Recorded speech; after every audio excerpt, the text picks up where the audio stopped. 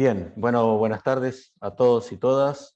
Ya con un cambio de temperatura más veraniego, por lo menos acá en Montevideo, supongo que quienes están en el interior la están pasando un poco más complicada. Es un gusto recibirlos en esta última actividad de este módulo. Ya después nos van a quedar 3 actividades más, o sea, 3 jueves más, posterior al encuentro de cooperativas que vamos a desarrollar el próximo sábado en la unidad cooperaria número 1 de Cololó, en el departamento de Soriano, momento en el cual vamos a tener un avance de presentación del proyecto de investigación que está haciendo el Instituto Juan Pablo Terra a través del profesor Pablo Guerra. Y bueno, en la actividad de hoy les vamos a presentar a Lucía Maschi, es doctora en Derecho y Ciencias Sociales, con un posgrado en Derecho de Trabajo Aplicado de la Universidad de Montevideo, tiene la especialización en el curso de Gestión Cooperativa de CUDECOP con la UDELAR, se ha perfeccionado en Seguridad y Salud en el Trabajo en el Centro de Capacitación CADE, y entre una innumerable cantidad de cursos que ha desarrollado en los últimos años, destacamos el tema de la litigación oral, realizado en el año 2017 en la Universidad Católica, el curso de Derecho del Trabajo del Colegio de Abogados del Uruguay, el perfeccionamiento en seguridad y salud del trabajo, que decíamos hace un momento, ha trabajado en ponencias sobre empleo juvenil, en el análisis de la legislación vigente y su aplicación en el segundo Congreso Mundial de la Comunidad Cielo Laboral, desarrollado en Montevideo, trabaja como asesora jurídica desde el 2012 hasta la actualidad en la ONG El Labrojo, aparte de su ejercicio como profesional independiente, básicamente asesorando en relaciones laborales, derecho laboral y seguridad social, negociación colectiva, instancia bipartita y consejos de salarios, y a su vez trabaja también como asesora de cooperativa de viviendas desde el 2019 hasta la actualidad en el Instituto Técnico Avanza Más. Y bueno, habría mucho más para comentar del currículum de Lucía, pero creo que lo mejor va a ser escucharlo. Así que, Lucía, adelante. Bueno, muchas gracias, Julio. Bueno, ¿cómo están? Hoy nosotros vamos a estar hablando y acercándonos, bueno, un poco hablando de los ámbitos internos, que ustedes bien lo conocen, de cómo de alguna manera se relacionan estos socios dentro de la propia cooperativa.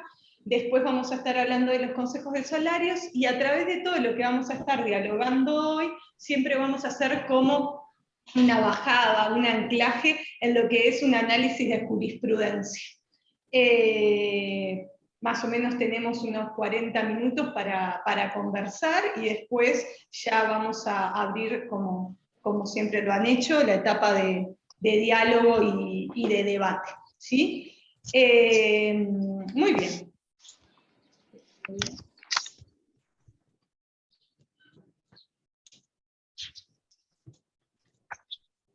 Muy bien, bueno, un poco yo le pongo repaso porque entiendo que todos ustedes conocen perfectamente cómo se organiza la propia cooperativa, ¿no? A nivel general, los órganos que tenemos son la Asamblea General, que es el órgano máximo de la cooperativa. ¿Por qué? Porque es la reunión de todos los socios, tiene ciertas particularidades de convocatoria, de publicidad, como ustedes bien saben, de quórum, de registro. En este aspecto vamos a estar hablando sobre una sentencia que, si bien es una cooperativa de trabajo, yo intenté seleccionarles sentencias de vivienda principalmente, pero también traje alguna de ahorro y crédito. La idea es también ver, bueno, cómo trajo en una cooperativa. Nosotros sabemos bien que toda la parte general de convocatorias, de asamblea, de los órganos, de cómo se organiza esta cooperativa, abarca todas las modalidades de cooperativas, por lo tanto, es de aplicación también lo que se resolvió oportunamente en un tribunal de trabajo en referencia al análisis de las formalidades de una asamblea. Después, como ustedes bien saben, es un derecho, pero también es una obligación participar de los ámbitos sociales, ¿no? Nosotros, a través del principio democrático, cada socio tiene un voto, y es uno de los principios que coexistiendo con los otros 7 nos reafirma la identidad cooperativa tan importante defender en las instancias de litigio, de juicio. Y después el tema de los recursos. Y esto se los marco porque vamos a estar analizando una sentencia de vivienda que refiere al agotamiento de la vía interna, pero también existe también en materia de tribunales de trabajo, en el análisis de situaciones de cooperativas de trabajo, pero reitero que también se pueden aplicar en estos casos, la necesidad del agotamiento de la vía interna como etapa previa para la actuación judicial, lo cual es algo sumamente importante porque, nuevamente, reafirma la identidad cooperativa, pero también le da garantías tanto al socio como a la propia cooperativa. Después tenemos el Consejo Directivo, que como ustedes bien conocen, es el órgano de administración y representación, es elegido por la Asamblea, lógicamente. Bueno, tiene toda una regulación respecto a cómo, cuándo sesiona, qué quórum, los registros en los libros. Acá detenernos, muy importante, es realizar los registros en los libros sociales. Los libros sociales son la vida de esa cooperativa, van a quedar escritos, pase una y otra, y otro consejo directivo, y asimismo, lógicamente, como soy abogada, también les voy a decir que se imaginarán que en un juicio tiene muchísima importancia las actas de las asambleas. Hay un dicho que es muy claro, que se dice que no hay derecho sin prueba. En realidad, lógicamente que las cooperativas necesitan demostrarle al juez que esa reunión de consejo directivo existió, o que esa asamblea existió, y que se determinó de esta manera, y que tantos socios votaron a favor, y que tantos socios votaron en contra, y que estaba en el orden del día, y que cumplí con los plazos que establece la ley, o aquellas formalidades que se pueden también regular en el estatuto. Entonces todo eso lo estamos demostrando. ¿Cómo? A través de los libros sociales.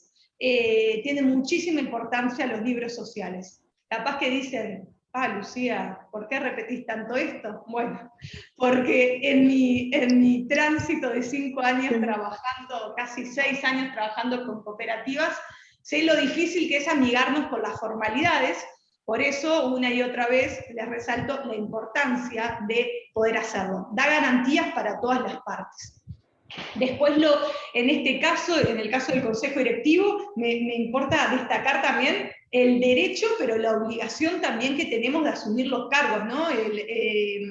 Esa idea de que podemos ser electos y elegibles, y lo importante acá es la necesidad de asumir el cargo con responsabilidad. Existen sentencias que respaldaron las causales de exclusión por el incumplimiento de los miembros de los órganos sociales, lo cual nuevamente nos trae a que cada vez la jurisprudencia, los jueces están utilizando y sabiendo cómo funcionan estos mecanismos que tienen muy peculiares las cooperativas, que se asimila también a otros tipos sociales, pero que tiene su propia identidad, y bueno, y hay un poco también la responsabilidad de los propios socios, de quienes son parte del movimiento, de reafirmarlo como, bueno, amparándose a lo que dice la ley, lo que dice el decreto, lo que dice el propio estatuto, las resoluciones que ustedes adoptan de manera democrática. Y después los recursos, porque lógicamente lo mismo que les dije para las decisiones de asamblea, aplica para el consejo directivo. Por lo general, las sentencias siempre se refieren a actos firmes del consejo directivo porque los socios no lo impugnaron. Ustedes bien saben que yo puedo presentar recurso de revocación y apelación, revocación para que el consejo directivo revea su decisión, y apelación ¿para qué? Para que la asamblea, el órgano máximo de la cooperativa, revea si mantiene o no mantiene esa decisión que en su momento adoptó el propio consejo directivo. Y así, de esta manera, hacemos este repaso y vamos viendo cómo se van relacionando los principales órganos de las cooperativas. Después tenemos la comisión fiscal, ¿no? Que como ustedes bien saben es el órgano del contralor interno de la cooperativa. Esta comisión fiscal, ¿qué hace? Bueno, fiscaliza tanto los ámbitos sociales como los económicos, ¿no? O sea, desde un arqueo de caja hasta una fiscalización de los libros sociales. En una asamblea, bueno, controla que estén los quórum, controla que esté debidamente firmada las asistencias de todos los socios, que se haga de acuerdo a lo que establece el estatuto. Por ejemplo, ahora con lo que refiere a las asambleas a distancia, el último decreto reglamentario del año 2020, en eso hay que decirlo, el cooperativismo fue innovador, fue una de las primeras asociaciones, organizaciones, sociedades, todo ese marco que tenemos nosotros de personas jurídicas, en regular y en decir, bueno, ante esta decisión actúo rápido, reconozco la posibilidad de que se puedan celebrar asambleas, pero hay que aprobar un reglamento. Ahora no me va a dar el tiempo para que lo aprueben por asamblea, por lo tanto habilito que en el periodo de 2 años ese reglamento, ¿quién lo haga? ¿El Consejo Directivo por la audiencia de la Comisión Fiscal? Espero no estar hablando muy rápido. Si estoy hablando muy rápido no me enojo si me dice Lucía un poquito más lento. Ahora creo que ningún problema. Bárbaro. Esto lo hago así, estoy haciendo como un punteo, después podemos obviamente que podemos profundizar. Doy por entendido que muchos de ustedes saben cómo, por estar en la cooperativa, saben cómo se dan estas dinámicas, pero bueno, yo pongo hincapié en las cuestiones que más o menos entiendo importante destacar, y después, lógicamente, en el intercambio que vamos a tener, podemos seguir compartiendo nuestra experiencia, nuestros saberes sobre cómo funciona a la interna esta cooperativa. Y después las competencias, ¿no? Principalmente de fiscalización y de control, por ejemplo, de que el consejo directivo se ajuste a lo establecido, ya sea a nivel de ley, reglamento, decreto, pero también las decisiones de asamblea, ¿no? Y bueno, la comisión fiscal es muy importante. Como ustedes bien saben, o sea, el consejo directivo, por ejemplo, que es quien llega a la representación, la administración de esta cooperativa, puede incurrir en alguna falta por acción. Y yo siempre sostengo que tanto la comisión fiscal como los propios socios pueden tener responsabilidad por omisión. Una comisión fiscal que no fiscalice, que no actúe, que no esté presente, lógicamente lo que hace es de alguna manera como hacer temblar esa pata, que es muy importante que se sostenga para que esta organización democrática pueda de alguna manera delegar ciertas cuestiones en ciertos órganos, como es el Consejo Directivo, porque lógicamente que no todo va a poder pasar por la Asamblea, sin perjuicio de que la ley, como ustedes siempre bien saben, hay determinados puntos que sí o sí tienen que pasar por la Asamblea y que no es potestad del Consejo Directivo resolverlos.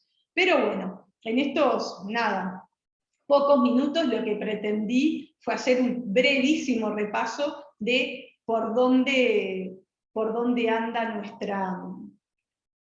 nuestra organización interna y qué aspectos tenemos. Después está la comisión electoral, que es la que se ocupa de todo lo referente al acto electoral, la CEFIC, que es la Comisión de Educación, Fomento e Integración Cooperativa, muy importante, ¿no? El espíritu de todo esto.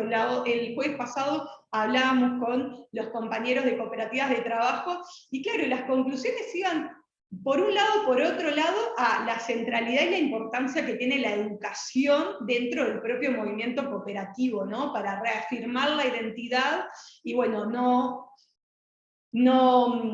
por eso mismo justamente es que está dentro de uno de los 7 principios, el principio de educación, ¿no? De fomento del cooperativismo. Después tenemos el comité de recursos y cualquier otro tipo de comisiones auxiliares.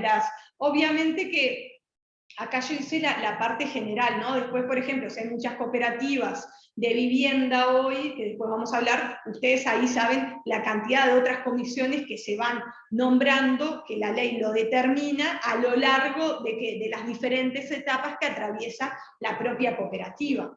Pero también se pueden generar otras tipos de comisiones auxiliares. Por ejemplo, una que a mí me parece muy importante promover, que puede estar la CEFIC o no, también dependiendo de cuántos socios seamos, siempre está bueno la integración de comisiones, porque de alguna manera compromete al socio cooperativista y lo acerca a la figura de socio cooperativista activo de esta organización, por ejemplo, el de compromiso con la comunidad o cooperación entre cooperativas, etc. O sea, ahí por suerte la ley nos deja abierto el camino para la total imaginación con respecto a la iniciativa y también a las necesidades de cada cooperativa en referencia a nombrar a compañeros, a compañeras, a socios que se encarguen de, bueno, del transcurso de determinado tema o determinada acción.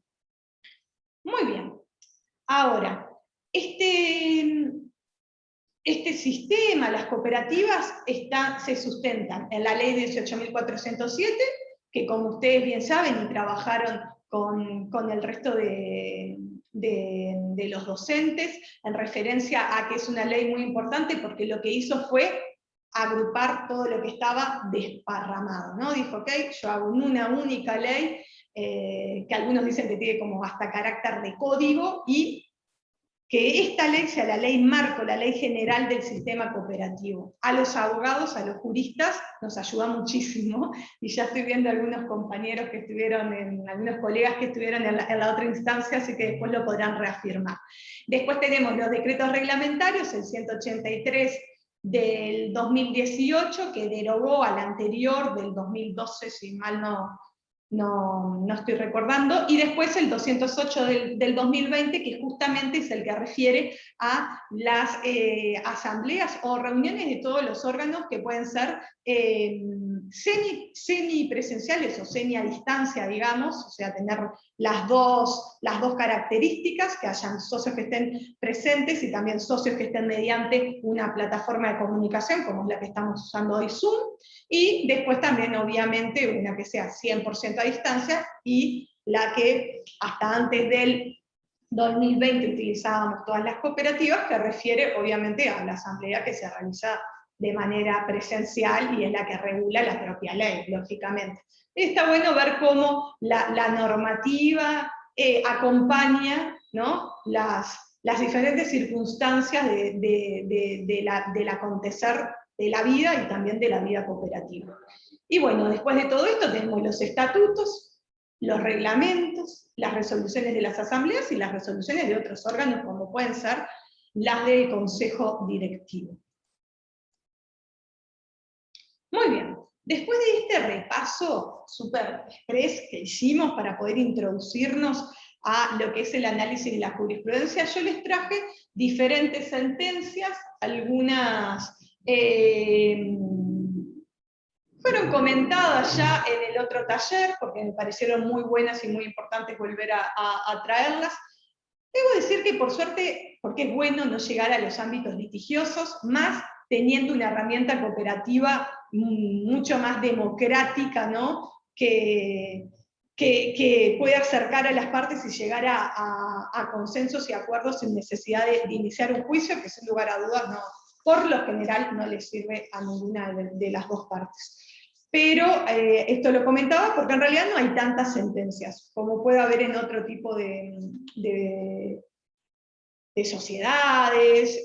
Sin embargo, en las cooperativas no hay como muchas sentencias. Por eso van a ver que vamos a analizar sentencias que son, por ejemplo, del 2009, como la que están viendo ahí, y después vamos a ver sentencias también actuales. Les traje una digamos que recién salió del horno, que es del 2021. Bueno, la primera sentencia, esta es un poquito vieja, pero me parece muy interesante, que es una sentencia de una cooperativa de ahorro y crédito, o sea, una socia demanda a una cooperativa de ahorro y crédito. Este juicio se llevó adelante en los tribunales laborales. Vamos a ver que vemos otros civiles, este fue laboral, y fue laboral ¿por qué? Porque la socia dice que existía relación laboral, reclama determinados rubros salariales, en razón de que ella entiende que estaba subordinada al consejo directivo, y bueno, de alguna manera lo que reclama es despido, licencia, salario vacacional, una cantidad de conjuntos típicos reclamos en una relación laboral. ¿Por qué? Porque son derechos que emanan de una relación laboral. Les digo el final. Una consulta, ¿esto pudo tener que ver con que era una dirigente que recibía una compensación?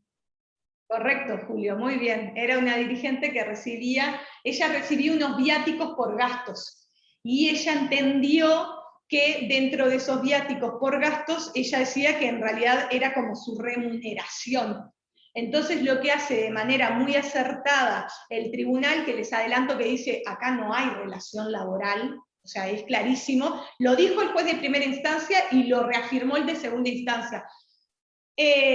Para los que no están tan cercanos a lo que es el mundo más jurídico, más de los procesos judiciales, si tenemos dos etapas. Actualmente puede ser que sea una única en el derecho laboral, pero bueno, vamos a entender que en la mayoría de los casos, dependiendo de los montos, son dos etapas. Primero hay un juez, y si alguno de las partes no está de acuerdo con lo que resolvió, bueno, ahí llega el tribunal. Y todas las que yo les traigo para analizar son las de los tribunales. Muy bien, entonces, ¿qué analiza este juez? El tribunal, perdón. El juez, compartiendo lo que había dicho, el tribunal, compartiendo lo que había dicho el juez de primera instancia, dice que en realidad lo único que existió fue el deber y obligación de la actora, en tanto revestía la calidad de socia de la cooperativa, de desempeñar con dedicación y celo la comisión o tareas para las cuales fue asignada. Ella había sido nombrada miembro de la CEFIC, de la Comisión de Educación y Fomento Cooperativa que hoy hablábamos. Lo interesante de esta sentencia también es que lo que hace el tribunal es decir todos los indicios de inexistencia de la relación laboral, ¿no? Entonces dice, la actora no dijo qué tareas hacía, en qué consistían esas tareas. Después tampoco dijo qué carácter tenía esa retribución que ella tenía, porque ella en realidad lo que tenía era un pago de un viático. Y después, otro de los aspectos donde se detiene bastante a analizar el juez es en referencia a la presunta subordinación que ella tenía desde el Consejo Directivo, por integrante de la CEFIC. Y ahí lo que dice el juez es que en realidad el Consejo Directivo, por las propias regulaciones establecidas en el estatuto, que también analiza la regulación del estatuto de este órgano, tiene ciertas potestades de, bueno, de alguna manera de darles como ciertas direcciones a la CEFIC, ¿no? Que de todas maneras ya estaba previsto que ese cargo iba a ser por 3 años, porque también reclama ella una indemnización por despido, y por este conjunto de cuestiones es que de manera resumida, es una sentencia bastante larga que yo en 3 minutitos les quiero contar por dónde anduvo el juez, pero que de manera resumida el juez dice, no corresponde, tú eras socia cooperativista, tú no eras empleada, acá no había una relación laboral, no había una subordinación por parte de la actora al consejo directivo ni a la cooperativa. Lo que había, bueno, era el cumplimiento de los propios deberes que tienen los socios, puntualmente en el caso de ella, cuando asumen justamente las competencias de un órgano social. Ahí les dejo la sentencia. Como les dije la otra vez, acceder a la base de jurisprudencia nacional es público y obviamente gratuito. Ustedes ponen en Google base de jurisprudencia nacional y la primera opción que les va a salir es esa.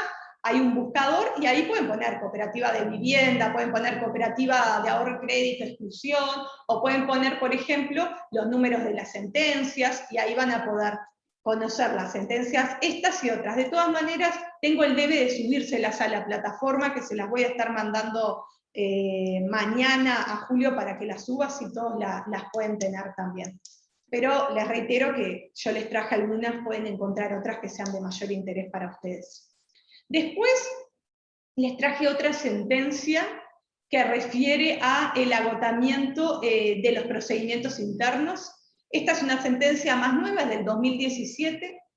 Este caso se llevó a cabo en los tribunales civiles, o sea, con competencia civil, no laboral. Y de alguna manera, lo que en este caso puntual se reclama es que la actora entiende que no fue bien excluida, que no había de alguna manera configurado las causales de exclusión, y que asimismo lo que ella también recurre es un poco el monto del reintegro de la cuota social, del aporte social, perdón. Y bueno, lo que concluye el juez es que en realidad la decisión de la cooperativa ya está firme. ¿Y por qué dice que ya está firme? Porque justamente no fue ni recurrida ni impugnada por la actora. En este caso, lo que de alguna manera se está sosteniendo es que existen ámbitos internos, de los que hablábamos hoy, para poder impugnar las decisiones, ya sea del Consejo Directivo o eventualmente de la Asamblea. Entonces ella lo que hace es, de alguna manera, bueno, sostener que la decisión no fue conforme a lo establecido en las leyes, lo establecido a nivel del propio estatuto, y lo que dice el tribunal, de alguna manera, eso no fue así, la decisión que se adoptó no tiene irregularidades, tú no le impugnaste, por lo tanto está firme y no se atiende, en este caso, la demanda que presenta la socia. Inclusive lo interesante, esta sentencia estaba repasando un poco lo que dice, porque dice, por lo tanto, no cabe más que señalar que los cuestionamientos articulados en la contestación son y dice, tan es así que no resulta menor que fulanita, o sea, quien promueve, ella ensaya toda una defensa, pero en vez de haberlo hecho justamente cuando tenía la oportunidad de hacerlo en los ámbitos internos de la cooperativa, bueno, lo hizo en un momento dicen que en realidad es extemporáneo porque justamente había otra instancia que nos ofrece justamente el sistema cooperativo para poder impugnar esa resolución. Después, esta otra sentencia que ven ahí es de una cooperativa de trabajo, pero en realidad se las traigo porque se reclaman diferentes rubros, que eso no es tanto el análisis del taller de hoy, pero a mí lo que me parecía interesante en esta sentencia, que uno de los argumentos que utiliza el actor para hacer caer la decisión de exclusión es cuestiones formales, ¿no? De la propia asamblea que no se habían cumplido, que si bien después la asamblea lo subsana en otra asamblea más, el juez lo que dice de alguna manera que en realidad no se revelan eficientes, ¿no?, estas irregularidades que había cometido la cooperativa frente a una convocatoria de asamblea, porque justamente a la asamblea habían concurrido todos los socios. Si bien esto puede ser cuestionable, es bueno saber que existe una sentencia que lo valoró de esta manera.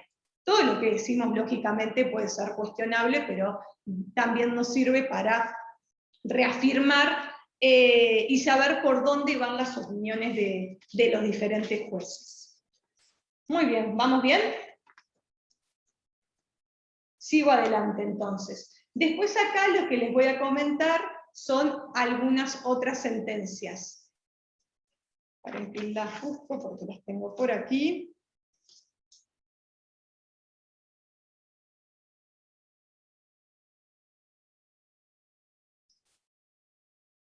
Esta es una sentencia de una cooperativa también de ahorro y crédito. En este caso también se sostiene que no había relación laboral. Se entiende que no se acreditó en ningún momento que hayan órdenes o directivas desde la cooperativa hacia la actora. También, denme un segundito que quiero verificar. Esta cooperativa eran integrantes de la comisión fiscal, quienes lo promueven, los actores. Entonces, de alguna manera, también es un análisis muy similar al de la CEFIC. Como verán, también es un poquito vieja esta sentencia, pero también nos aportan elementos para, de alguna manera, analizar la inexistencia de relación laboral cuando los socios cooperativistas ejercen roles sociales. Acá también había un pago de viáticos, que lógicamente no se entendió que tenía naturaleza salarial, y de alguna manera lo que concluye la sede dice, no se acreditó en ningún momento haberse impartido órdenes o directivas a los actores. Después dice, tampoco aparece probada la exigencia de cumplir un horario, de rendir cuentas de alguna manera del trabajo que se había realizado. Por lo tanto, lo que se hace es rechazar la demanda en todos sus términos. ¿Sí? Nuevamente, otra sentencia más que desconoce la calidad de empleados. Después, esta otra sentencia que les comparto ahí, que es del 2009, que es de una cooperativa de viviendas. En este caso, lo que sucedió es que nuevamente se desestima la demanda, y lo que acá se trae justamente a colación es que efectivamente la socia cooperativista había incurrido en las causales de exclusión que estaban establecidas en el propio estatuto. Si me dan un segundito.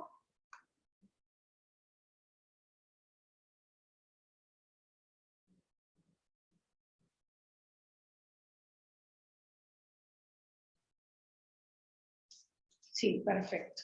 Porque hay dos muy similares, pero les traje una para analizar que justamente lo que hace es entender que la sanción que se aplicó no era correcta. No quería confundirme con esa justamente. Lo que entiende en esta sentencia es que la actuación de la cooperativa se ajustó a derecho y también a lo establecido en el propio estatuto, que además este caso fue peculiar porque excluyen a la socia cooperativista por asamblea, que ustedes bien saben que en realidad en principio quien debería excluir es el consejo directivo, o sea, es quien tiene la potestad de excluir. Si bien hay jurisprudencia que ya sostiene que quien puede lo más, puede lo menos, y por lo tanto la asamblea también podría promover ese acto, yo les recomendaría que siempre respeten los plazos de primero excluye el consejo directivo y eventualmente esa decisión puede ser realizada en asamblea en caso de que se impugnan los recursos, lógicamente.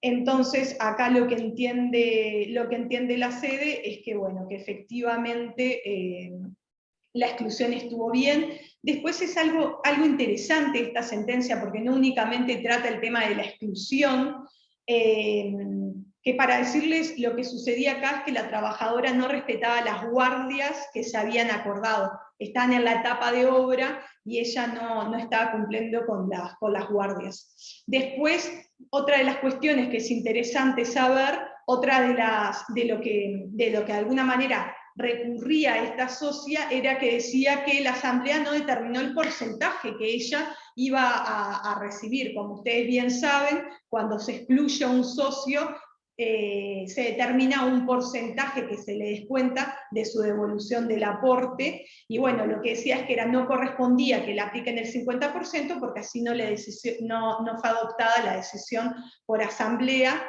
y en realidad lo que se establece es que no debía por qué establecerse el porcentaje expresamente en la asamblea, dado que ni la ley ni el decreto lo exigen así. Y después otro aspecto que es bastante interesante, porque de alguna manera se reafirma nuevamente la ley 18.407, que cuando condena el juez, establece dos momentos donde pagar el monto, porque efectivamente había que pagarle, obviamente, el reintegro de su aporte, ¿no? Y lo que ella dice es, no corresponde, estamos en un proceso judicial, no es de aplicación lo establecido en el artículo 137 de la ley 18.407, me lo tienen que de alguna manera abonar todo junto, ¿no? No lo dice así, pero más o menos se los puedo explicar así. Y lo que de alguna manera entiende el tribunal es que es de aplicación lo establecido en la ley 18.407, dado que los plazos dispuestos por la normativa son de aplicables y priman ante cualquier interpretación. Así que ahí también tenemos una sentencia bastante interesante que trae y recoge a texto expreso lo que está establecido en la propia reglamentación de cooperativas. Y después esta otra sentencia que les traigo, estamos muy bien de tiempo, es la sentencia de otra cooperativa de viviendas, pero ¿por qué se las traigo esta sentencia? Esta es del 2021.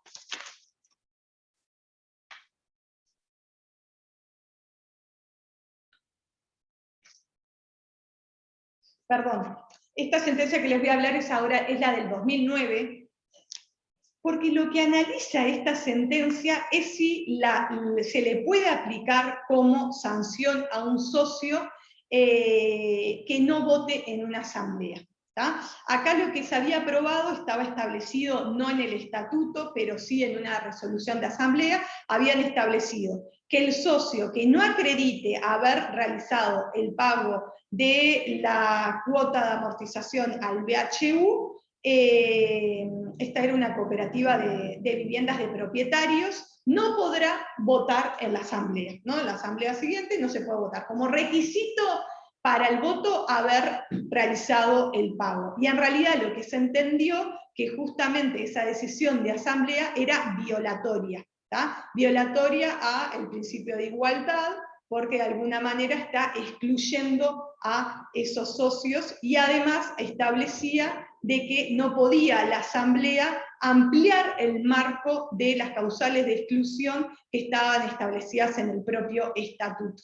Entonces lo que entiende es que resulta lesiva para los derechos de los actores y que justamente es una violación a las disposiciones legales y a las dispuestas en el propio estatuto, por lo cual no corresponde de alguna manera la decisión de asamblea que se había adoptado, que lo que había hecho esa decisión, lo que se cuestionaba eran dos cosas. La decisión que se había adoptado cuando al socio se le retiró la potestad de votar, y la decisión que había adoptado justamente la sanción de exclusión del voto a aquellos socios que no acrediten haber realizado el pago de la cuota. Muy bien, por acá algunas de las sentencias que yo quería ir comentándoles. Yo sé que vamos a tener una instancia de duda y de intercambio, pero bueno, si alguien quiere hacer cualquier consulta puntual, no tengo inconveniente de contestarlo. Lucía, yo tengo una, pero no sé si hay alguien más que quiera hacer alguna consulta hasta acá. Dejamos abierto. Me ayuda para descansar un segundito. También. Hablarte de ahora de corrido no es fácil. E hidratarte. No sé, digo, algunos de los compañeros que están presentes, de los colegas de Lucía, que hayan tenido alguna situación en particular para resolver. Mientras van pensando, mi pregunta es, la ley habilita la existencia de comité de recursos como un organismo intermedio para que los temas no lleguen todos a la asamblea. ¿Conoces algún caso de cooperativas que haya utilizado este mecanismo con éxito, digamos, para evitar que los temas vayan a la asamblea y o posteriormente a los juzgados? Yo no conozco y tampoco encontré sentencias donde aparezca el comité de recursos. Esa puede ser como dos posibilidades. Una, que el comité de recursos haga las cosas muy bien y que efectivamente no sea necesario, lógicamente, llegar a esta instancia judicial, que siempre cuando se llega a esta instancia judicial estamos frente a un litigio y es como la forma menos feliz y menos conciliatoria y mediadora de arribar a acuerdos, ¿no? Yo no conozco, tampoco vi sentencias, pero acepto el deber de buscarles una, y si la encuentro se la subo a la plataforma, porque me parecería interesante, porque efectivamente la ley lo dispone. En realidad, ahora que estoy hablando, conozco una cooperativa que lo tiene, le puedo preguntar a la abogada que trabaja en esa cooperativa a ver si ella tiene algún caso también que la hayan llevado a la asamblea. Perdón, que hayan iniciado algún juicio. Justo el otro día estuve hablando de eso y me acordé. Pero Lo planteaba por eso, porque además tú hablabas muy hoy, y me toca la general de la ley como encargado de la parte de capacitación, que si se empiezan a instalar comités de recursos en las cooperativas, es un rol muy especial que requiere una formación muy específica en todos estos temas que estamos hablando ahora de negociación, yo diría tan específica como la de la Comisión Fiscal de repente, y bueno, si hubiera en algunas cooperativas comités de recursos que tienen esa tarea tan especial, tal vez tengamos que pensar en el año que viene en algún proceso de formación para este tipo de dirigentes por esa tarea tan específica de la cual estábamos hablando. Sí, es interesante. Igual de todas maneras, lo que tengo entendido en esa cooperativa puntual, por ejemplo, que es de trabajo la cooperativa, también los jueces han viabilizado el tema de que los socios no pusieron en movimiento los órganos internos de la cooperativa. O sea, esa es una de las cooperativas que hay sentencias de tribunales civiles y laborales que no dan lugar al reclamo justamente por entender que el socio tenía los medios para garantizar y ejercer sus derechos sociales sin necesidad de ir a un proceso judicial y no los utilizó. Pero me quedo con ese deber, me gusta, me quedo con el deber de buscar si hay alguna sentencia y también obviamente de repensar el rol del comité de recursos. No era mi intención implicarte más trabajo, pero me surgía ahora este tema de qué importante puede ser la formación de estos compañeros que van a tener esa tarea con ese nivel de profundidad, justamente para tratar de evitar que los litigios lleguen a la justicia cuando se pueden resolver internamente. No sé, los compañeros que están en distintos lugares, si hay alguna consulta. Gastón.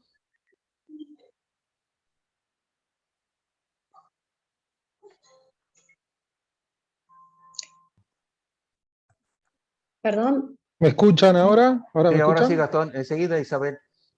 Sí, no, bien, pensé bien. que no iba a hablar por eso. Bueno, buenas tardes, saludos a la colega.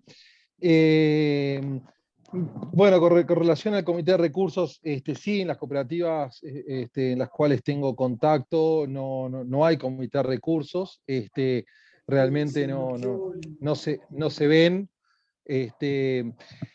Y alguna reflexión sobre el tema, este tema de agotamiento de la vía interna, que es sumamente importante, ¿no? Y bueno, voy a hacer un intercambio con relación al tema de la sentencia 136/2009, que estaba hablando recién la colega, que ella comentaba que la cooperativista que integraba la CEFIC entendía que tenía una relación de dependencia con el consejo directivo por el tema de los viáticos, ¿no?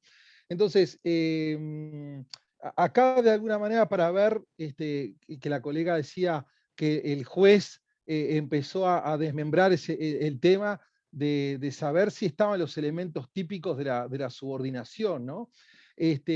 Y si es importante el encare jurídico de este tema, porque vamos a poner que efectivamente tenía una remuneración, ¿por qué no?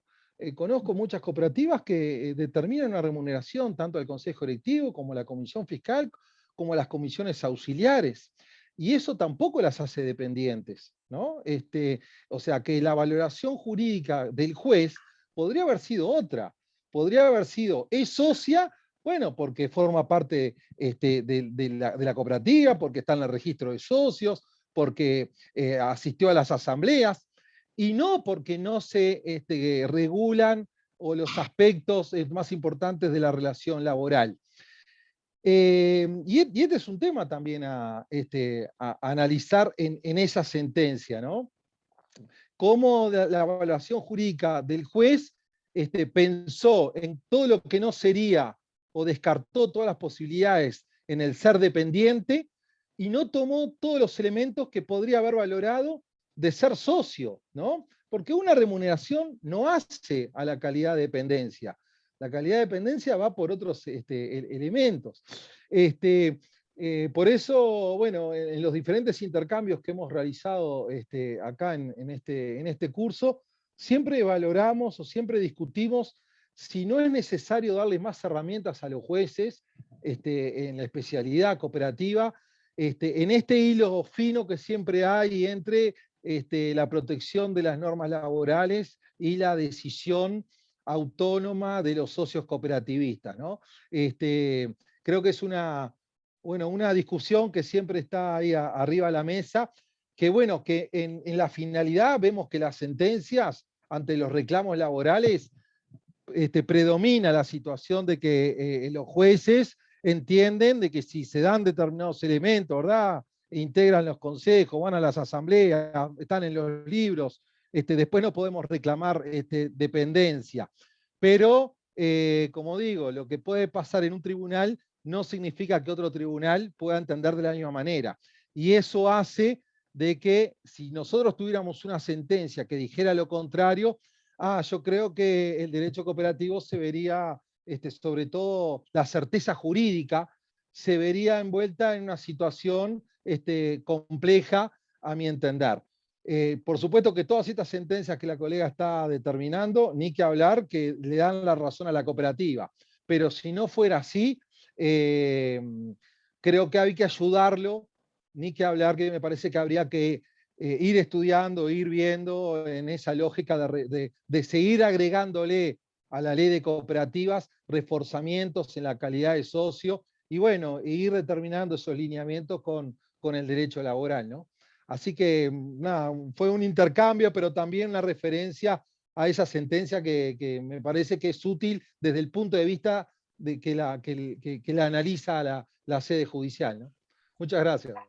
Gastón, buenísimo. Ahí capaz que yo también pequé de laboralista, pero el juez, por ejemplo, dice, ¿no? Me parece bueno porque les trae como bastantes elementos, dice, que no está acreditado que los miembros de la CEFIC recibieran órdenes directos e instrucciones del Consejo Directivo, aunque estatutariamente podían. Dice, no lo probaste, pero mirá que igual podían hacerlo.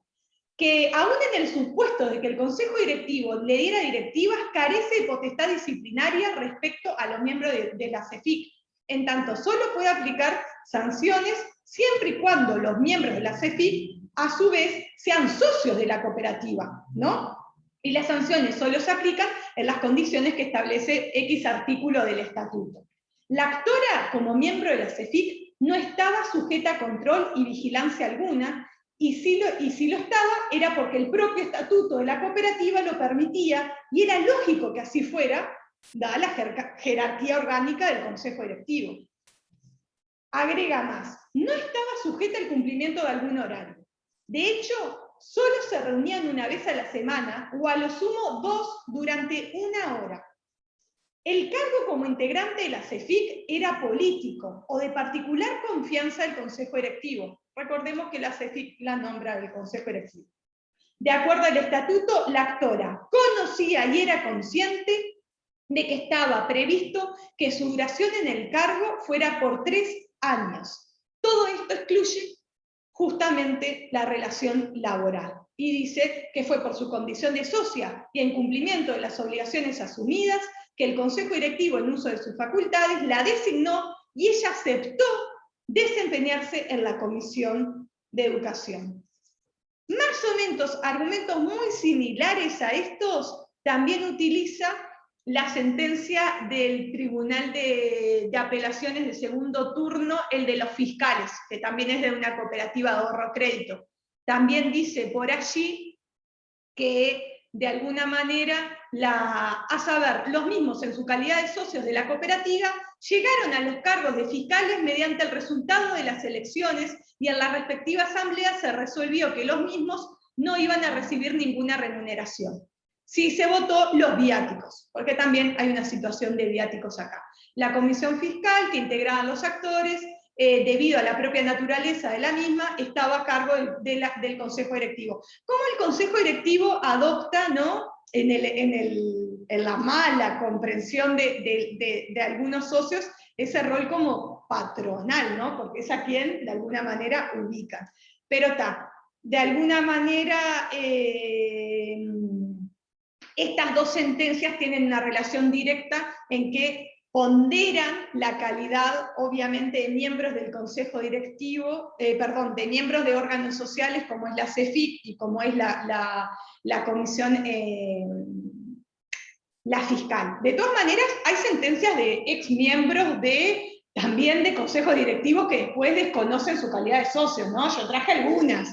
Hay muchas otras que...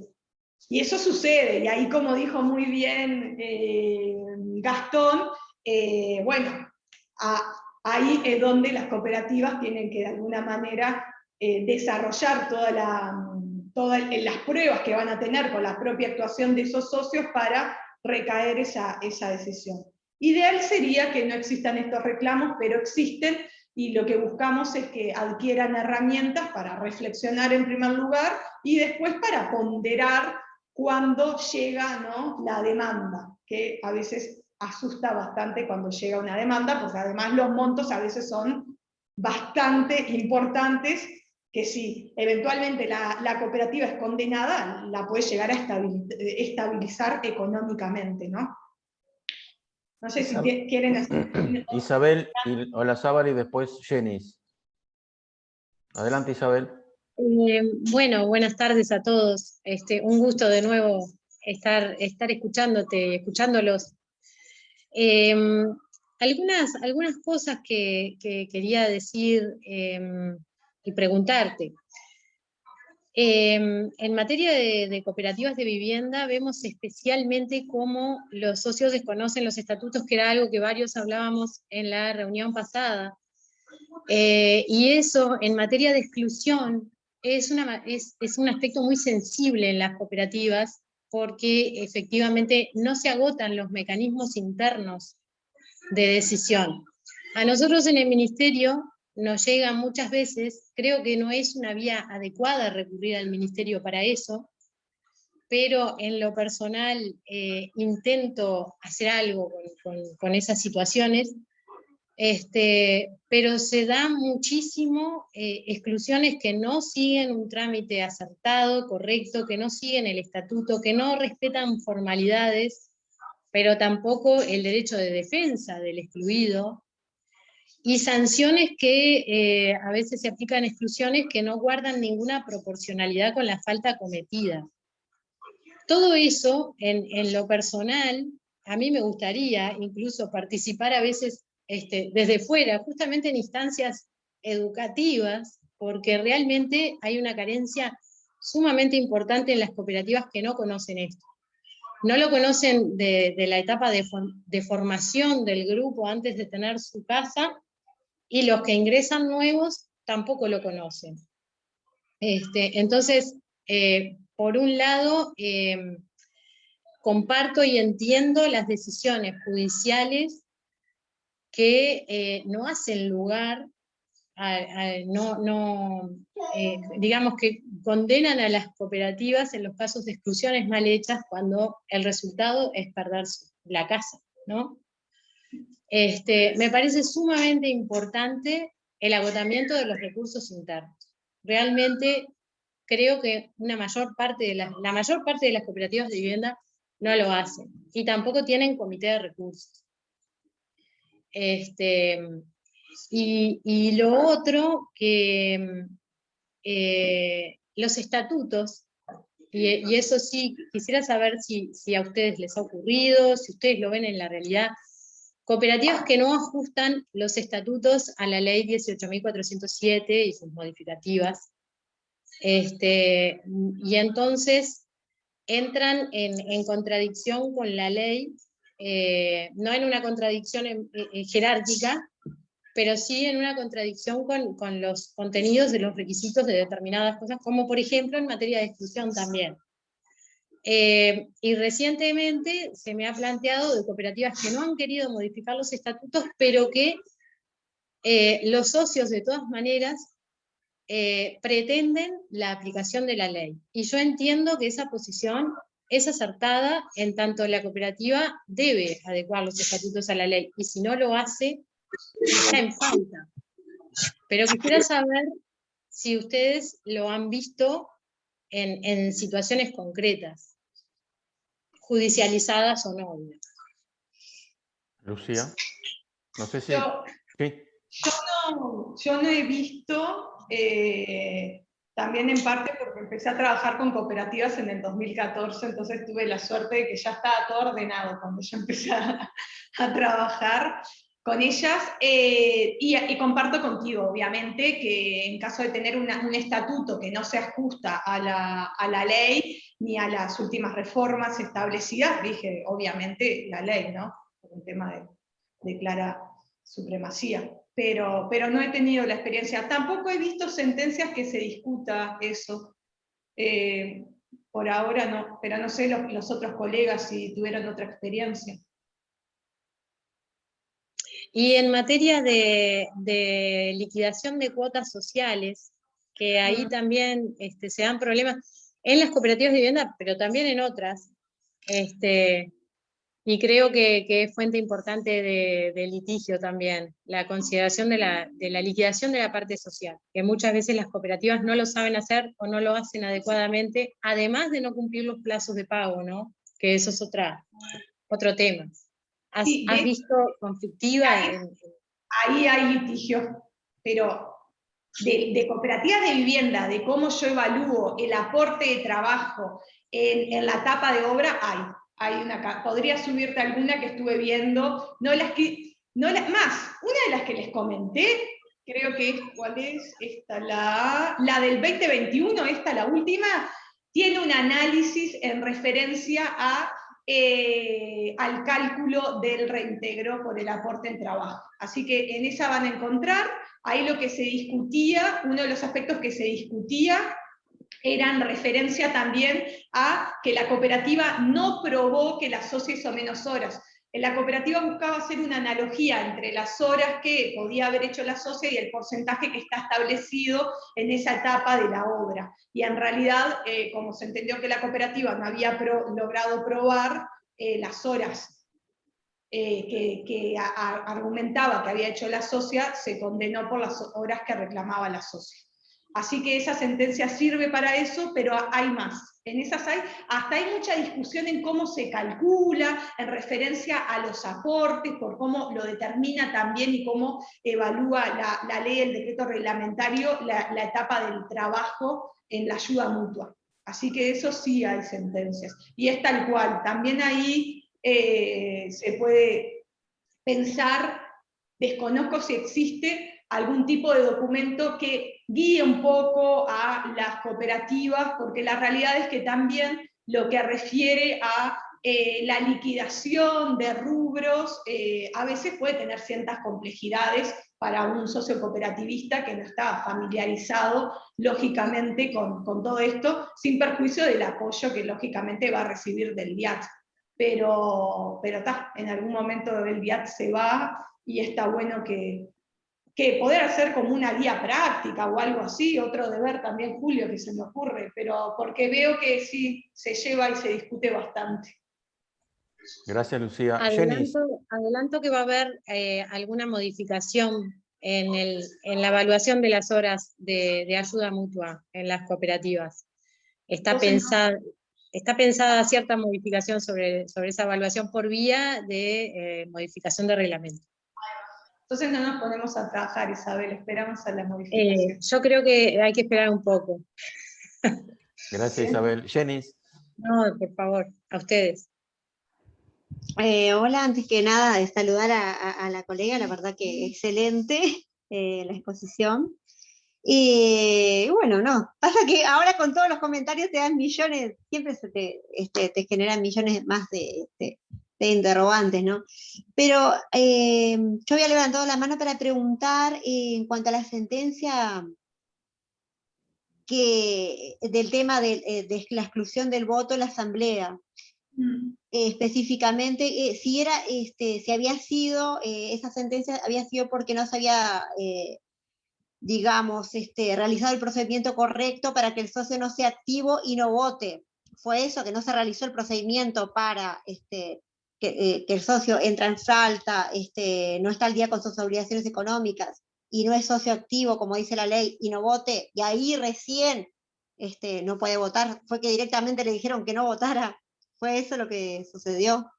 Lo que yo entiendo de la sentencia, acá tengo un resumen, no tengo la sentencia completa, es que una decisión de asamblea anterior había establecido que aquellos socios que no acrediten el pago de la cuota no podían votar en la asamblea, dice. Por consecuencia, debe necesariamente concluirse que la decisión cuestionada en cuanto a resuelve que quien no acredite el pago de la cuota no podrá votar en la asamblea, resulta lesiva para los derechos de los promotores, o sea, para los derechos de los actores, ¿no? Y se traduce en una puntual violación de las disposiciones legales y estatutarias y habilita, lógicamente, el reproche, el juicio que estaban promoviendo de alguna manera. Eso es lo que se había entendido. Esta sentencia es un tanto vieja, no es de las más actuales.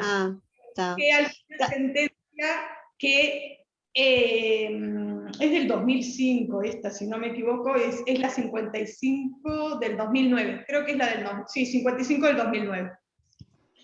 Ahí está. Lo que se entendió en aquel momento. Creo que el análisis acá iba más por el lado de justamente de eso, ¿no? Que había sido una limitación de alguna manera de las causales de exclusión que establecía el estatuto, o sea, en realidad de las causales, sí, de exclusión también porque se discute la exclusión de este socio. Pero está. se analiza el tema del voto. Entonces lo que dice es, tú no tenías potestad para retirarle el voto por esta decisión, y la decisión que se aprobó en la asamblea no es acorde a derecho. Yo les digo, esta sentencia puede ser cuestionada, porque en parte se puede llegar a analizar, inclusive muchos estatutos ahora lo establecen a texto expreso, ¿no? Sí. Las tres meses que el socio no abona la cuota, ya puede promover la propia causal de exclusión, ¿no? Claro, Acá también se discute el tema de que había comentado alguno de los dos colegas, el tema de la progresividad de las sanciones. Como que la exclusión del voto es una sanción, digamos, bastante grave, ¿no? De importancia por lo que significa el voto, que es la representación y la materialización del principio democrático. Entonces, de alguna manera, lo que también analiza el tribunal es que la decisión que se había adoptado era también un poco desmedida, de acuerdo a lo que significa y a las particularidades de importancia que tiene el voto en una asamblea. Ahí está. Capaz que claro, cada sentencia lo que pasa es que refleja algo muy específico, porque siempre estuvo como esa discusión, tú tenés que suspender al socio los derechos, en cooperativas de vivienda, ¿no? Básicamente, a suspender al socio los derechos sociales. Si el socio está suspendido los derechos sociales porque incumple las obligaciones económicas, está suspendido previamente, no vota en asamblea.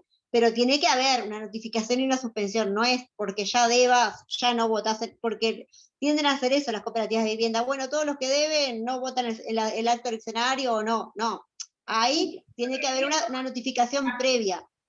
Y también se discute si la parte recursiva que se usa para, el procedimiento administrativo que hay para la exclusión también debería utilizarse desde las sanciones leves, las medianas, y no solamente para las graves.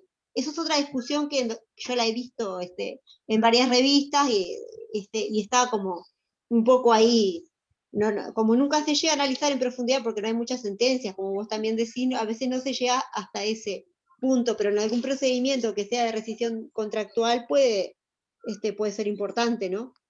Sí, yo entiendo que cualquier que cualquier decisión, en realidad la ley le atribuye la potestad, mientras sea lesiva para el socio, de eventualmente promover los recursos, porque también, de alguna manera, eso le atribuye garantías al socio, ¿no? Y también limita o busca limitar que este consejo directivo actúe de manera arbitraria. Pero... Perdón porque no puedo levantar la mano. pero quisiera agregar algo respecto de lo que dicen de la suspensión del voto. Yo creo que como sanción es muy mala, porque el voto no solamente es un derecho del socio, sino un deber. Entonces, cuando se priva al socio de votar en asamblea, también se lo está incurriendo en una falta de cumplimiento de un deber que tiene como socio. Y por el que también muchas veces se sanciona a los socios cuando no participan en las asambleas, no votan, no se comprometen. Entonces me parece que es una sanción que más bien hay que tratar de evitar, porque genera otros perjuicios. Y a veces además se aplican en instancias eleccionarias, lo he visto. Entonces se priva además al socio de votar a los representantes. Entonces creo que el perjuicio es bastante mayor y las consecuencias son bastante malas para todo el sistema. Y además a veces lo he visto también veladamente utilizado como forma de incidir en que en definitiva se reúna o no se reúna una mayoría, ¿no? Como forma de hacer lobby en la cooperativa. Porque si tú tenés socios que no han pagado la cuota o han incurrido en otra falta y los sancionás privándolos del voto en asamblea, y en esas mismas asambleas ponés temas en el orden del día que querés que salgan de una u otra forma votados, entonces estás haciendo el lobby con una sanción, y creo que realmente en el funcionamiento cooperativo es malo y hay que evitar esta sanción de privar del derecho al voto o de los derechos sociales por tanto tiempo, además. No, Sí. no es una sanción que me parezca realmente que aporte al conjunto de la cooperativa. Sí, ahí también analizar qué carácter tiene, si tiene carácter suspensivo o no suspensivo la imposición de los recursos, ¿no? Que eso también, de alguna manera, tiene gran trascendencia en este tema. Pero sí, comparto las reflexiones. Al final, Julio, te desorganizamos todo el orden. No hay problema. Yo veo dos manos levantadas que son de Jenis y de Gastón. No sé si Jenis, tú habías terminado, si queda alguna otra consulta que quieras hacer. Si no, Sí, a Gastón ahora no lo veo. Sí, dale, adelante. Y tengo una consulta más que es muy específica, pero para la doctora, pero capaz que no sé si van a haber un minuto más de consultas o es porque como nos extendimos, no sé. No, pero estamos bien de tiempo. Sí, adelante. ¿Sí? Está. Es una consulta muy específica, a ver qué entiende ella, porque la verdad que no está, es muy... de la modificación del artículo 141 de la ley, ¿qué entendías tú cuando se agregó el tema de la violencia doméstica como causa de exclusión? ¿Tú entendés que la parte procesal no se modificó y que tenemos que seguir acudiendo a la vía judicial para los procedimientos de exclusión? Esa era mi duda, porque Tendría que repasarla porque no te la puedo contestar. Nunca me había puesto, pero ¿cuál es tu consulta concreta? Concreta, porque justo a todo esto que estábamos viendo, ¿qué pasa en general con las cooperativas? Todas las viviendas. En general pasa que como en la etapa de obras todas las exclusiones son mediante un proceso y terminan por asamblea, manteniendo la resolución del consejo directivo o no, luego de la etapa, luego que pasamos a vivir, obviamente la normativa es otra y tenemos que articular los procesos de desalojo o rescisión de contratos según corresponda o el consejo directivo resuelva. A todo esto, cuando se modificó el artículo y se agregó una causa de exclusión que no existía antes, que es por el tema de la violencia doméstica, hay muchos casos y mucha discusión en cuanto que dicen que es una causa de exclusión directa y se hace por asamblea. Yo entiendo que no, porque la parte procesal dice, el artículo sigue diciendo los procesos judiciales que correspondan. Pero hay algo como que un debate muy grande y he escuchado varios colegas o desde varias instituciones que están transmitiendo que es directo y que no hay que ir a una vía judicial y no lo creo así, pero entonces te preguntaba por si habías escuchado, porque es muy específico y Me había generado la duda. Yo estoy segura de que hay que ir a los procedimientos judiciales. Pero está. No tengo postura, Jenny. Tendría que analizarlo más a profundidad para poder darte como una respuesta seria. No tengo como una postura. Tampoco me ha sucedido en las situaciones de asesoramiento a cooperativas de vivienda, así que no. Prioriza tu decisión hoy, porque No, no. por si te había pasado. Gracias. Si me permitís, hacer un apunte sobre lo que tú decías. Comparto la posición que dijiste en un principio. La exclusión se resuelve por los mecanismos estatutarios y las mayorías requeridas. Es causal de exclusión y se ha interpretado incluso por algún grupo he escuchado colegas o no colegas, que sostienen que incluso, más aún, que sería una especie de causal automática. Sí. Eso a mí me ha llevado a algunas discusiones, porque las causales son causales de exclusión, no son automáticas, nunca operan de forma automática. Eso sería vulnerar los principios, el principio democrático y todos los demás que informan el derecho cooperativo. Entonces, no solamente no opera automáticamente, sino que además es inevitable seguir el proceso judicial que se sigue con todas las exclusiones para hacerlas efectivas cuando las viviendas ya están entregadas. Ahí va. Exacto. Eso lo digo porque conozco que se han generado discusiones de ese tipo, sí. Y por lo menos desde el área donde estoy, pese a que en realidad no deberíamos entender mucho en esos asuntos, realmente es una posición asumida. Lo que pasa es que el tema de violencia doméstica genera muchas sensibilidades que hacen que a veces se lo quiera mirar con una especie de favor especial, pero las garantías tienen que estar dadas, como en toda exclusión, como en toda decisión cooperativa, y ejecutarse usando los medios judiciales que son acorde a derecho, ¿no? Disculpa la digresión, pero... Muchas gracias a todas. Esa era lo que quería decir. Pasando el artículo dice, en todo caso se estará lo que se resuelva por sentencia firme, el juzgado competente a la reglamentación correspondiente, también nos remite como alguna herramienta de acción. Para mí, claro, es clarísimo para mí, pero como había tanto eco, entonces yo decía, bueno, a preguntar a los que estén en lo mismo para ver si vieron algo diferente, como era algo... habían escuchado gente que difunde, grupos de profesionales que difunden justamente lo contrario, y cuando la normativa no lo modificó, quería saber si tú habías tenido algún caso. Disculpa la distracción. Gracias, Jenny. Siempre muy oportunas las participaciones de todos. Si no hay más consultas sobre estos temas, seguimos, Lucía. Bien. Bueno, ahora estuvo bueno el intercambio porque ahora vamos a estar hablando ya de negociación colectiva, porque lo que hicimos hasta ahora fue de alguna manera, bueno, transitar dentro de los ámbitos internos de la cooperativa y realizar como esa bajada a nivel de la jurisprudencia, ¿no?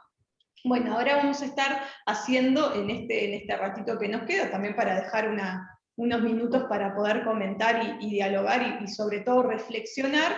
Vamos a hablar de la negociación colectiva, los niveles, las funciones, consejos de salarios y sus contenidos, y también traigo para compartirles 2 sentencias en referencia a los consejos de salarios y la aplicación, ¿no? ¿Cuál se aplica a cada cooperativa? Muy bien. Ahí les comparto una definición de un laboralista sobre qué es la negociación colectiva, ¿no? Y él refiere que la negociación colectiva es en esencia un procedimiento de adopción de reglas y decisiones entre sujetos que representan a grupos con intereses distintos, muchas veces contrapuestos, mediante el cual se busca regular las condiciones a las que se deberán someter las relaciones individuales de trabajo y reglamentar el relacionamiento recíproco entre los agentes y la negociación. Como proceso de creación de normas que rigen las relaciones de trabajo, se trata de una fuente de derecho objetivo ampliamente reconocida por los ordenamientos nacionales.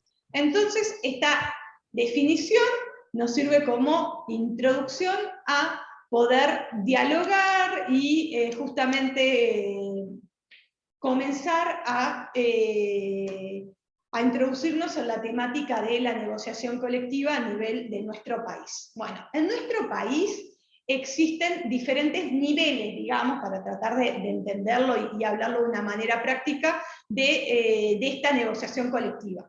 Tenemos el Consejo Superior Tripartito, que fue justamente creado por la ley 18.566, en el cual se dispone que tiene la coordinación y gobernanza del sistema de negociación colectiva.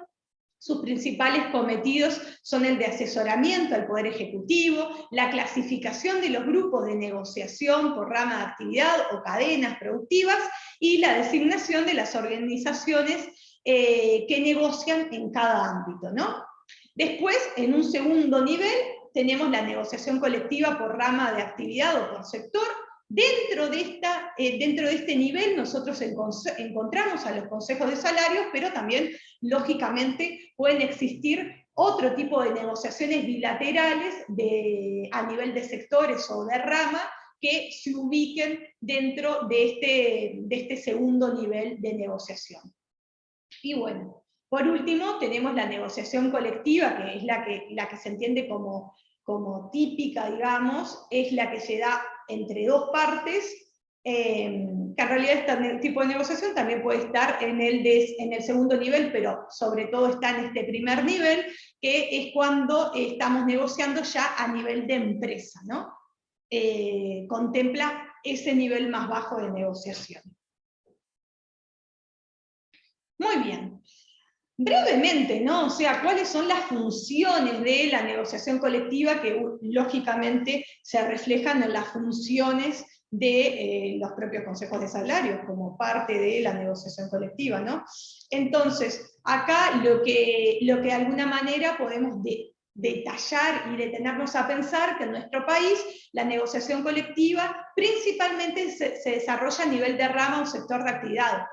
Ahora, justo, estamos en un periodo donde habrán sentido en la televisión que estamos en ronda de consejos de salarios, donde, bueno, se presentan a negociar las organizaciones de trabajadores, las organizaciones de empresarios, de empleadores, junto con el Poder Ejecutivo, y en este ámbito se desarrollan los consejos de salarios y se adoptan las decisiones. A tal nivel que a nivel de la doctrina laboral se entiende que la negociación colectiva se subsumió en la negociación de los consejos de salarios, por la importancia que tienen los consejos de salarios en nuestro país, que de alguna manera centralizó el sistema de negociación colectiva en este ámbito, ¿no? Entonces, bueno, uno de los roles que tiene la negociación colectiva es este rol jurídico, ¿no?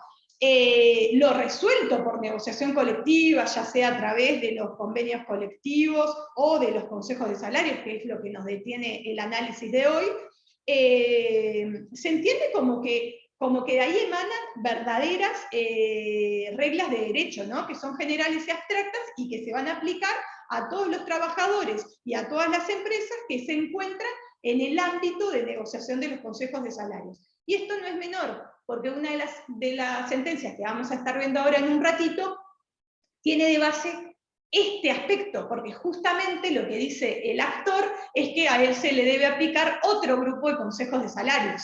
Entonces vamos a ver después cómo lo resuelve, pero no es menor. ¿Por qué?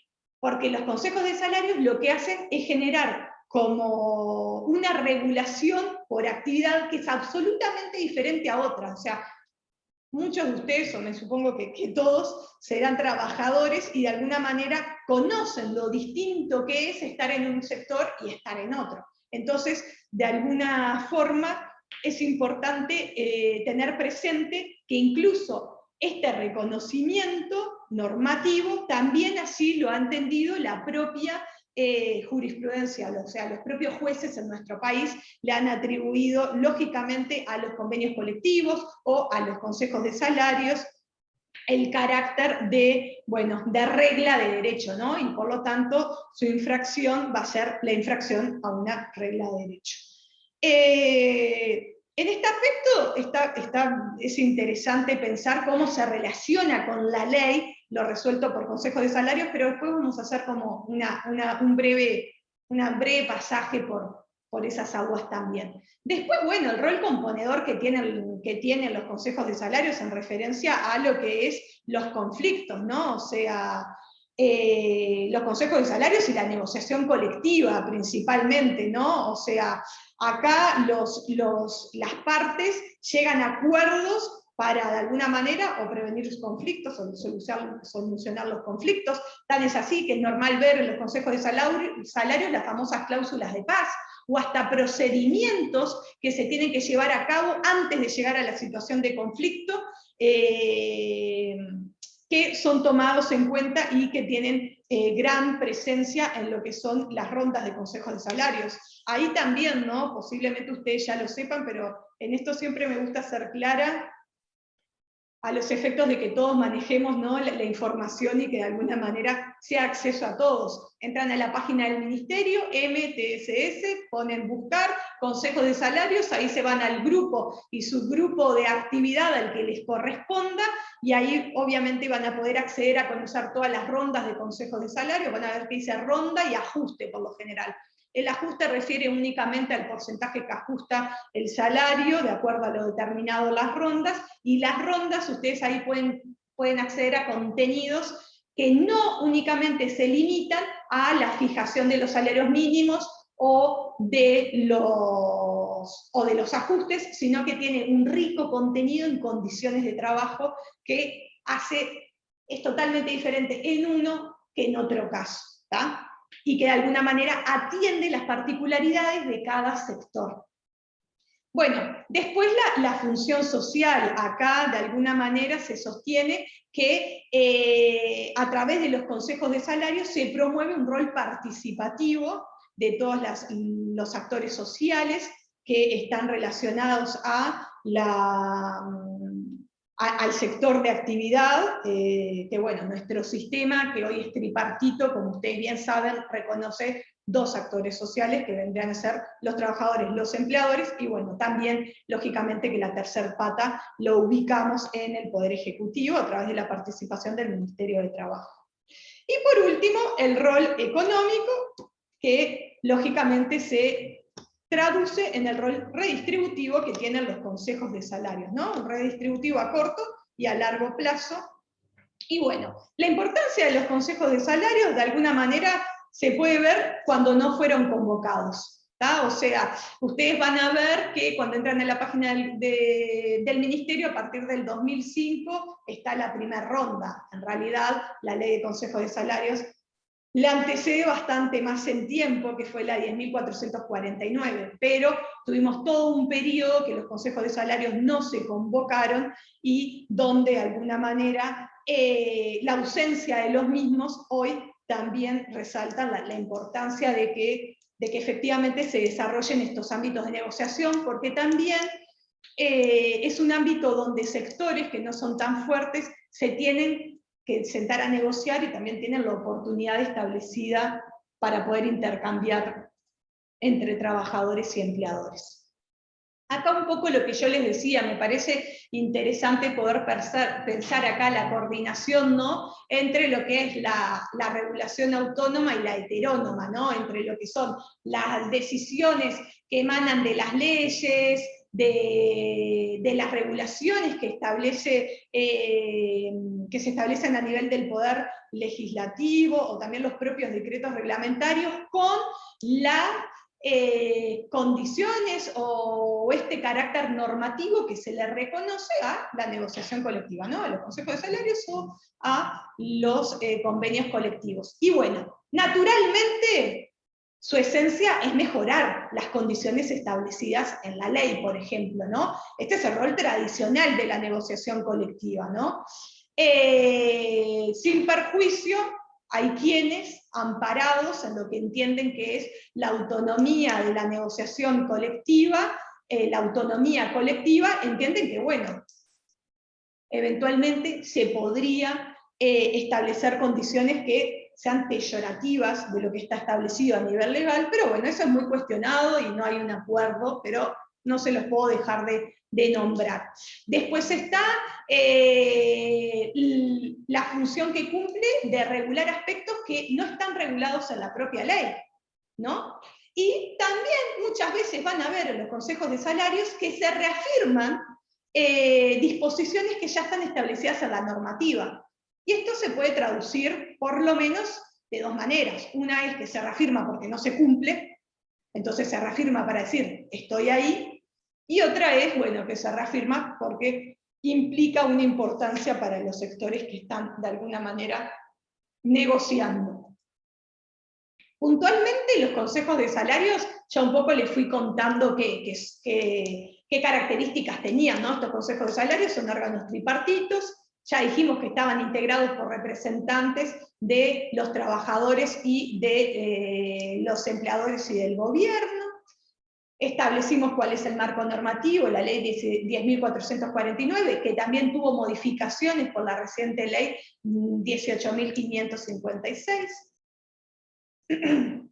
Su cometido específico, perdón, su cometido específico en un principio fue fijar por rama de actividad las categorías, los salarios mínimos, sus actualizaciones, en disposiciones de los propios convenios que la OIT determinó y que nuestro país, al regularlo, estaba obligado a hacer. Igual es importante saber que nuestro país ya tenía un método de fijación de consejos de salarios antes de ratificar el convenio. Esto lo estuvieron un poco trabajando con el profe anterior, con el docente anterior, pero bueno, siempre está bueno recordar eso también. De alguna manera, la postura que tiene nuestro país de ratificar los convenios de la OIT. Pero con la última modificación que se introdujo en el 2009, también se abre el paraguas de posibilidades, porque también se pueden establecer decisiones que regulen, que versen sobre condiciones de trabajo. Ahora bien, para este aspecto se requiere sí o sí la aprobación, que estén de acuerdo los empleadores y los trabajadores. O sea, no se puede, en los consejos de salarios se vota, y se aprueban por mayoría de votos, obviamente, en las resoluciones. Ahora, no puede, por ejemplo, regularse algo en referencia a una licencia especial, por ejemplo, establecer que la licencia por duelo se extienda a los nietos, un ejemplo, ¿no? Eso no se puede hacer con el voto afirmativo del Poder Ejecutivo y con el voto afirmativo de los trabajadores. No se puede hacer. ¿Por qué? Porque sí o sí necesita el consenso de trabajadores y empleadores para poder adaptar este tipo de resoluciones. Después vamos a hacer referencias, es muy rico el panorama. Y bueno, ahora de vuelta les traigo las sentencias. En este caso son dos sentencias relacionadas al universo cooperativo. Sin perjuicio que uno es de una cooperativa social, que como ustedes bien saben es un subtipo de cooperativa de trabajo, es de igual aplicación, porque los fundamentos que se utilizan en ambas sentencias son los mismos, ¿no? Y esto tiene muchísima importancia, porque de alguna manera, si se entendería lo contrario, si se entiende que yo puedo reclamar ciertas condiciones establecidas en otro grupo de consejos de salarios, como ustedes verán, me va a cambiar todo el marco de regulación, ¿no? Porque me puede cambiar desde una diferencia salarial, que es lo que puntualmente se reclama en ambos casos, hasta una prima por presentismo, hasta una regulación más beneficiosa en lo que refiere, por ejemplo, a la prima por nocturnidad. Diciéndole eso, me acuerdo que no les comenté, pero ustedes ya deben saber, que también los consejos de salarios son como fuente de inspiración para lo que son las leyes posteriores, porque muchas de las regulaciones que tenemos hoy a nivel legal, como justamente es la prima por nocturnidad, tuvo sus comienzos en ámbitos de negociación colectiva, como justamente lo son los consejos de salarios. Así que también eso, fuente de inspiración muy importante, también lo es los consejos de salarios. Y bueno, y acá, de alguna manera, lo que ambos, es el mismo tribunal, pero en ambos casos se entiende, van a ver que las sentencias tienen una importante diferencia el lapso de tiempo, ¿no? Una es de 2013, la otra es de 2019, y se sostiene lo mismo, ¿no? Que la actividad se encuentra alcanzada, que la actora se encuentra alcanzada por las disposiciones que se establecían en el grupo de actividad que se aplicaba para la propia cooperativa, que es la que la cooperativa se inscribió en el ministerio y nadie dijo nada, que es la que reguló toda la relación entre las partes, y asimismo se dijo que en realidad el ámbito para poder de alguna manera solicitar una recategorización y le sean aplicables otro grupo de consejos de salarios es el ámbito del Ministerio de Trabajo. Reclamo o medida o acción que no realizó la actora durante la vigencia de la legislación y que el tribunal entiende que no tiene la potestad hoy de poder realizarlo. Entonces, de alguna manera lo que se hace es reafirmar que son de aplicación las disposiciones establecidas para el grupo de consejos de salarios al cual ya se había vinculado la propia cooperativa, ¿no? En el caso de la cooperativa era el grupo 19, subgrupo 16. Y la actora entendía que no era de aplicación, perdón, en el caso de la cooperativa social era ese grupo, y la actora entendió que no era de aplicación el grupo que se había calificado la propia cooperativa. Y en el caso de la cooperativa de viviendas es similar el reclamo, son muy parecidos. Pero bueno, también para poder ver cómo todo esto también tiene sus resortes en los ámbitos, lógicamente, judiciales de los procesos que se entablan, ¿no? Por los socios cooperativistas, por los empleados, pero bueno.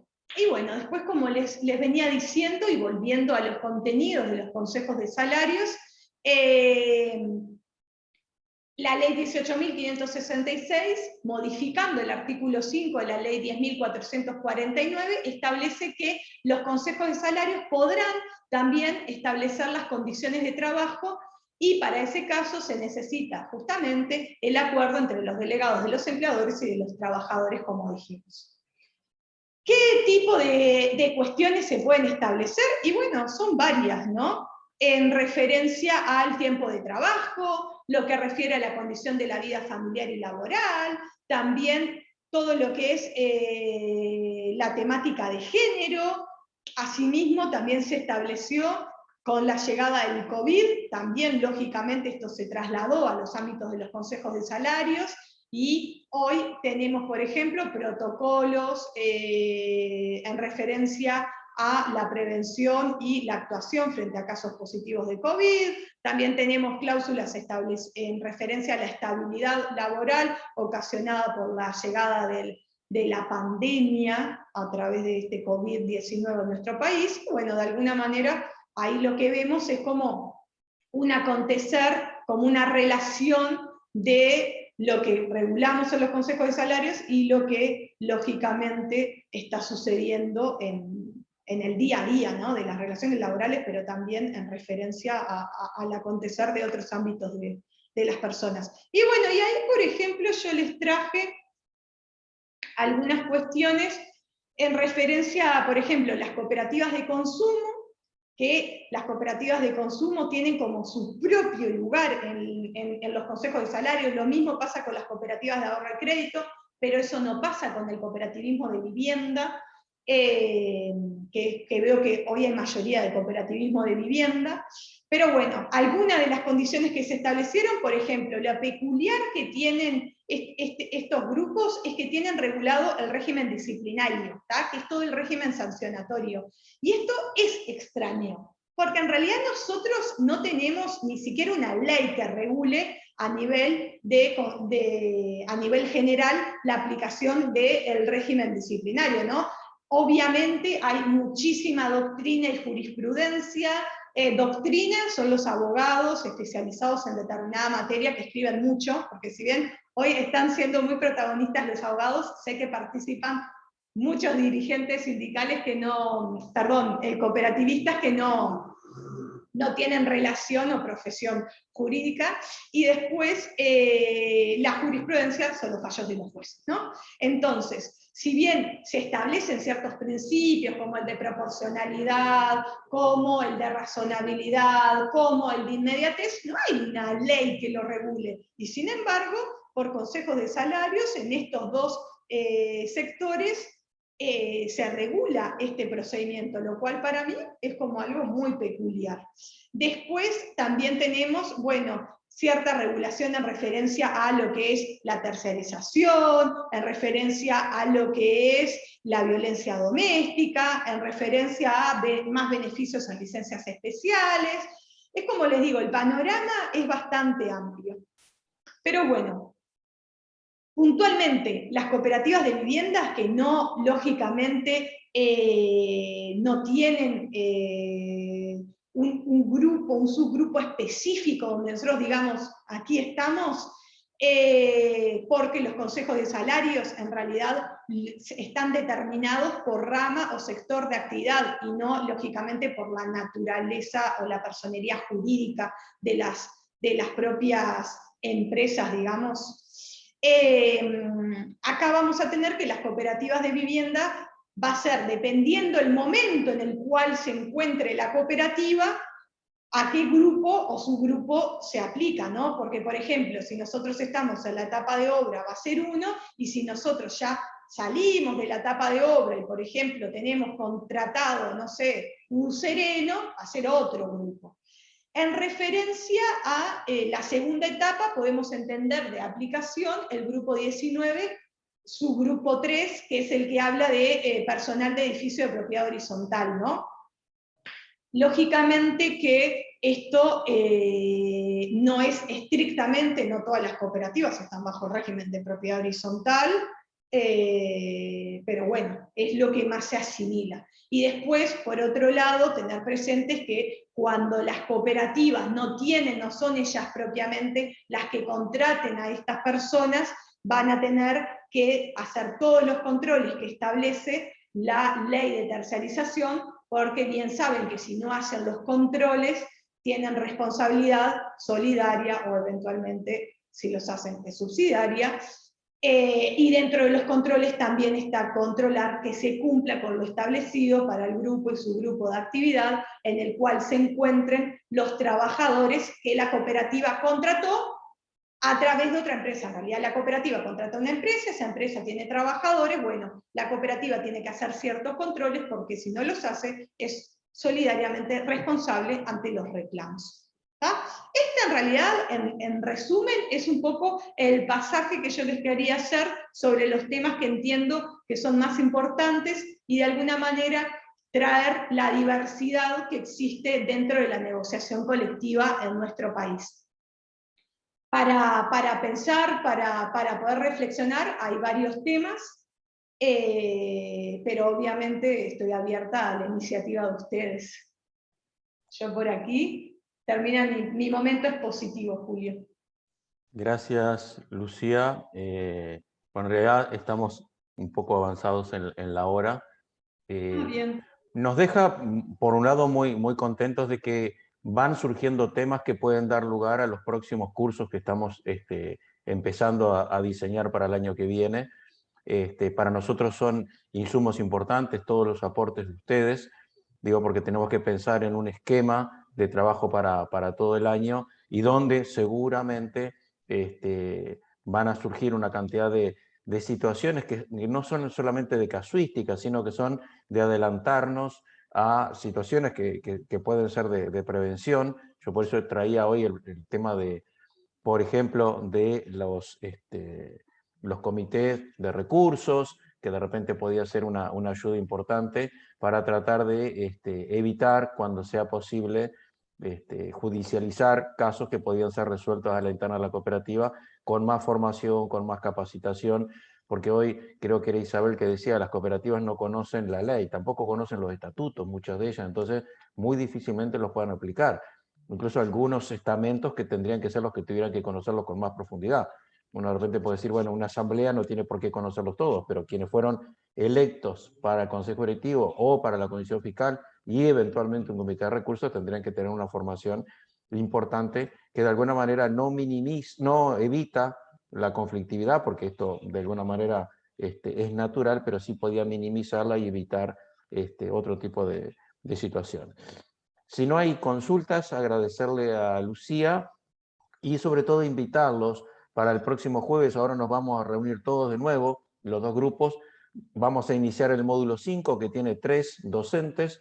Vamos a volver a tener a Gerardo Montes y luego a Alicia Custer y a Germán Mato, donde básicamente se va a trabajar esos 3 docentes lo que son las técnicas actuales para la negociación y solución de conflictos en empresas de la economía social. Es decir, todo esto aterrizado hacia esto que veníamos hablando de qué técnicas podemos utilizar efectivamente para mejorar nuestras relaciones internas y generar mejores condiciones en el tipo de organización en la cual estemos.